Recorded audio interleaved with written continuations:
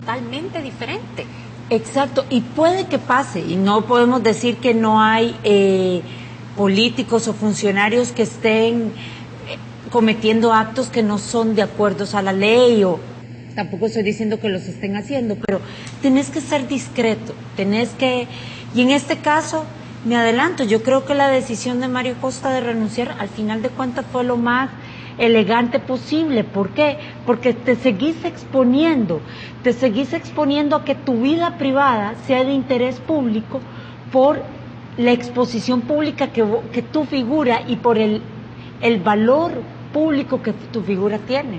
Yo creo que quizás en un próximo debate, porque nos avisan que ya se nos terminó el tiempo de este bloque, habría que analizar que si este tipo de acciones personales de verdad valen la pena que se aprovechen políticamente, si eso es correcto o si no es correcto. Vamos a ir a una pausa comercial. En breve regresamos con nuestro bloque de secciones, tendencias, política y economía. No nos cambie, que ya volvemos.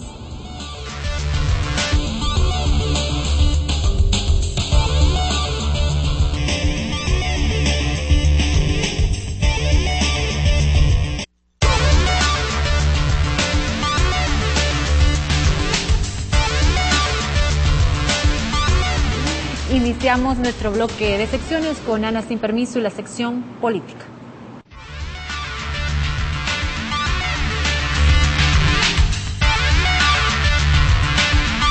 Ante la decisión del presidente de la República de sancionar el decreto que permite las candidaturas independientes para diputados, a los promotores de esta iniciativa no les queda más que presentar un recurso de inconstitucionalidad si lo que buscan es competir en igualdad de condiciones. Solo la Corte Suprema de Justicia podría evitar o avalar que se aplique un decreto creado para promover la participación ciudadana que, tal como está la redacción actual, ofrece condiciones legales desiguales que podría desincentivar la participación de los interesados. Los mismos magistrados que pusieron este tema en la opinión pública y causaron tanto resquemor en la clase política se volverían a pronunciar, esta vez estableciendo si las condiciones que Arena y el FMLN acordaron para que participen los independientes son o no constitucionales. Los magistrados de la Sala de lo Constitucional decidirían si exigirle a una persona presentar entre 8.000 a 20.000 firmas 25 días después de que inscriba su candidatura, pagar una fianza del 50% sobre el equivalente a lo que invertirá en su campaña y presentar los registros contables de los ingresos y egresos realizados durante el proceso electoral, promueve la competencia en igualdad de condiciones. Muy bien si el interés de los diputados fue garantizar que la participación de independientes sea ordenada y transparente, pero muy mal por olvidar incluir como obligatorio los últimos dos requisitos para todos los partidos políticos. ¿Por qué los independientes sí tienen que dar cuenta de los gastos y los partidos políticos no? ¿Por qué los independientes deben pagar una fianza y los partidos políticos, más que pagar, reciben dinero del Estado en concepto de deuda política? La Corte Suprema de Justicia debe dar una respuesta constitucional y a partir de ella se determinará si el principio que todos somos iguales ante la ley es el engranaje que mueve la democracia de El Salvador o es un concepto que muchos repiten y nadie aplica.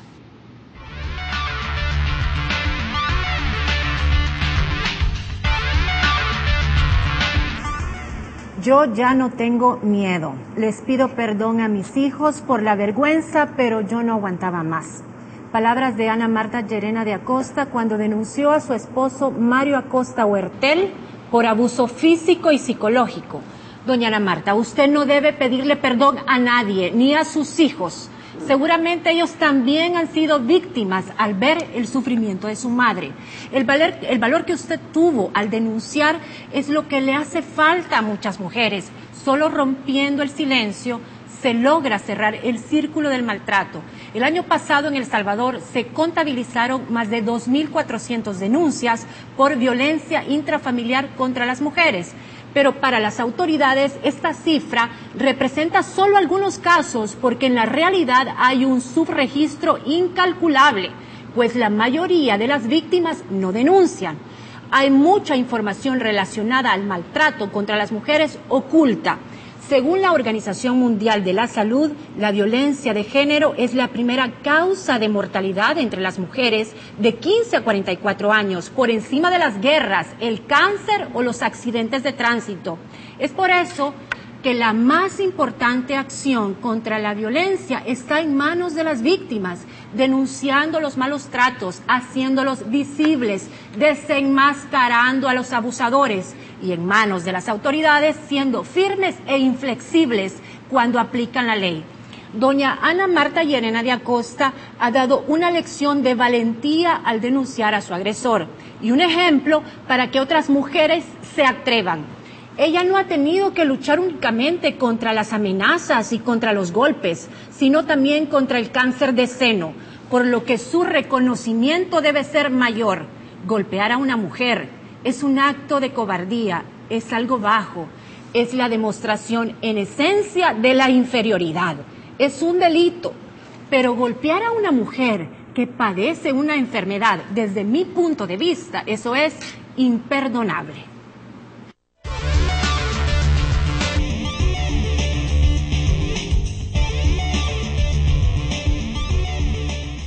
Bien, amigos y amigas televidentes, y dándole seguimiento a la presentación del informe de desarrollo económico y social que reveló el PNUD durante esta semana correspondiente a la edición 2010, yo saqué los indicadores que me parecieron más interesantes y porque realmente resumen un poco lo que es la idiosincrasia del salvadoreño y cómo este salvadoreño es un país de contradicciones, es un país de emprendedores, es un país que a pesar de todo tiene el optimismo para tratar de salir adelante. En el número 5, de acuerdo a los datos de la Defensoría y del PNUD, el 85% de las personas de bajos ingresos están más satisfechas con el precio y el servicio que pagan por el agua que el 70% de la población de ingresos altos. Yo recuerdo que en este programa y en algunos de los medios impresos de este país, incluso sacamos algunas veces denuncias de habitantes que tenían que pagar hasta $13,000 por el recibo de agua, pero el grueso de la población de bajos ingresos está conforme.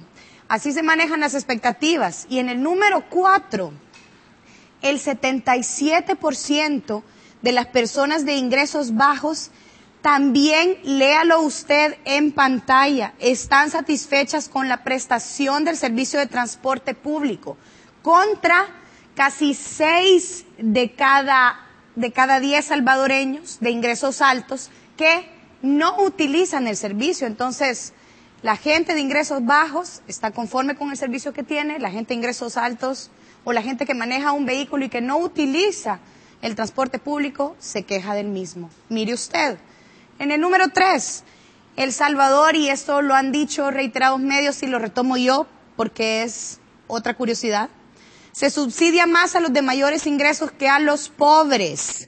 Los subsidios van a alcanzar este año casi 2 puntos del PIB, señores. ¿Y sabe qué? Solo le llegan al 10% de la población más pobre, que solamente recibe 6.2% de ese monto. Y estamos hablando de los subsidios al transporte, a la energía y al gas licuado. Es decir, de que de $100 que se subsidian, la población más pobre solamente recibe $6.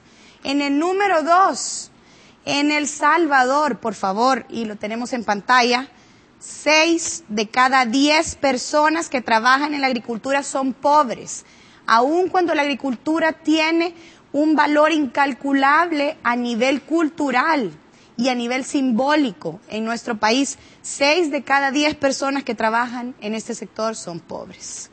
Y para ir finalizando, también me pareció un dato a destacar, es que solamente 2 de cada 10 salvadoreños cuentan con un trabajo decente en el país, de acuerdo a las estadísticas. Léase por trabajo decente, un trabajo que contempla todos los beneficios establecidos por la ley, pago de salud, ISSSTE, AFP, vacaciones y horas extras. Y le voy a agregar un dato que también me pareció interesante. Más de la mitad, del 56% de los salvadoreños está insatisfecho actualmente con el trabajo que tiene. ¿Está usted satisfecho o insatisfecho? ¿Satisfecha o insatisfecha, amigo o amiga televidente? Evalúelo, tome acción. Hasta aquí el top 5. Vamos con Lorena. Vamos a una pausa comercial. En breve regresamos para saludar a nuestros invitados. Ya volvemos.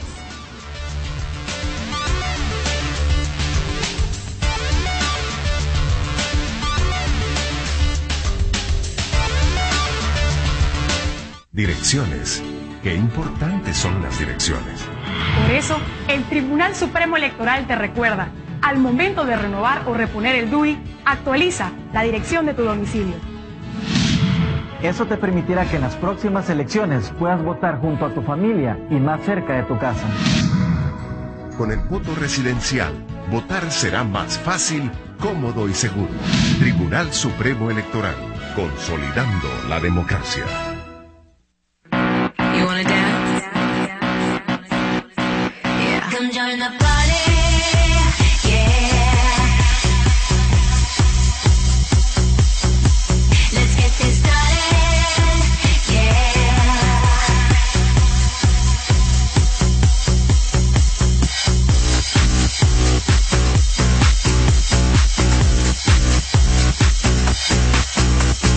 I think you wanna come over.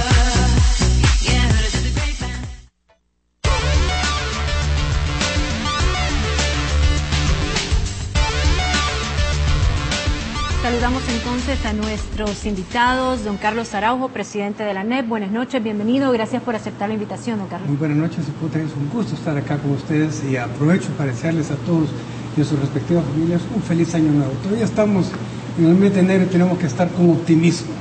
Muchas gracias, y a su nuevo director ejecutivo, Arnoldo Jiménez. Arnoldo, buenas noches, bienvenido. Buenas noches, Lorena, muchas gracias. Buenas noches, Francesca, Ana.